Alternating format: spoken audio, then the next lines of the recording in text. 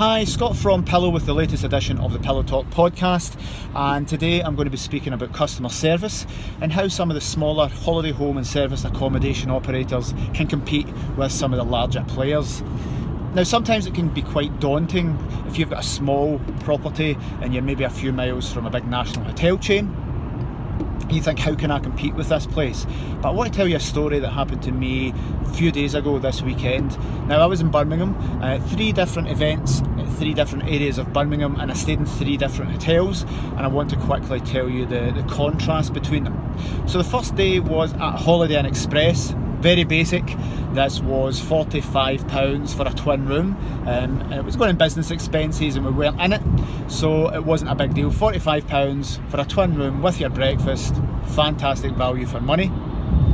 But actually the customer experience we got was fantastic. Rooms were immaculate, check-in was immediate, the staff were friendly, we went for drinks before we went out, they were straight there, a bit of banter, a bit of laugh, all very courteous, smile, friendly, you know, inquiring, exactly the way hospitality should be done, but a budget hotel.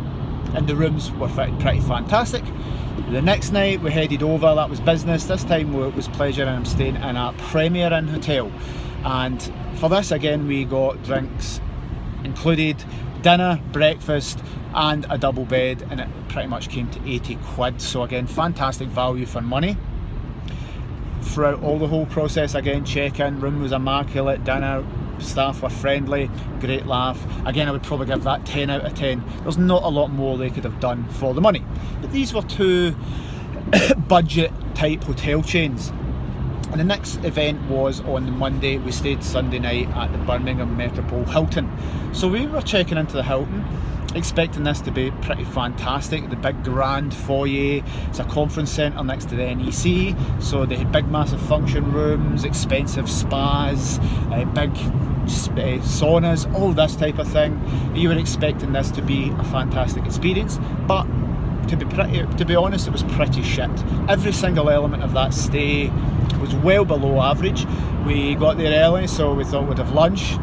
The staff messed up the order, staff couldn't speak English, staff didn't know what was happening, staff couldn't work a credit card machine, the drinks we ordered were wrong, so everything that could go wrong went wrong. Went to check in, the staff were unfriendly, they weren't very helpful, they weren't smiling, just didn't leave you feeling particularly nice.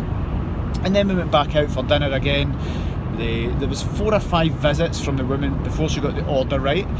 Couldn't work the credit card machine, then she charged us wrong, so come back and hassled us again when we were trying to eat dinner for £2. She'd got it wrong for £2, and yeah, there was a 10% service charge on dinner, which is fine, but when service is bad, she should have really taken the £2 she had undercharged us and taken it off the service charge. And this is a place that charges you £17 for a sandwich, so you would expect a reasonably good bit of service with your £17 sandwich.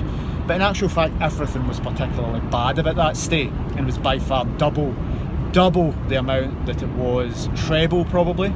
In fact, it was treble than the other places. So a well-known brand like Hilton, you would really expect to be offering fantastic customer service.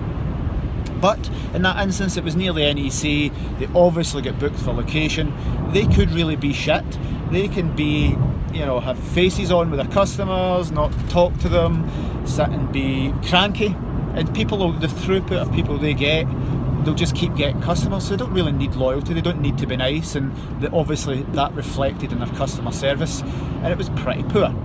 So this really was an eye-opener for me. We've got properties, apartments and holiday homes next to, for example, Turnberry, and if you know in Ayrshire, Donald Trump's golf course and the hotel, he's spent hundreds of millions of pounds renovating this, and £30,000 in a bed a year, and you know, £12,000 for one chair. So how can a little 2-bed apartment compete with this? Well, I don't know about Donald Trump's level of customer service in his resorts, but the property certainly excels ours in all different areas. But does the customer service? So anybody that has little properties that are near big spas or hydros or these big fancy hotels that have a lot of added facilities, actually you can compete and you can be better than these in customer service. Maybe they'll get the first guests and they'll go once, but if the customer service is bad, they're not going to come back.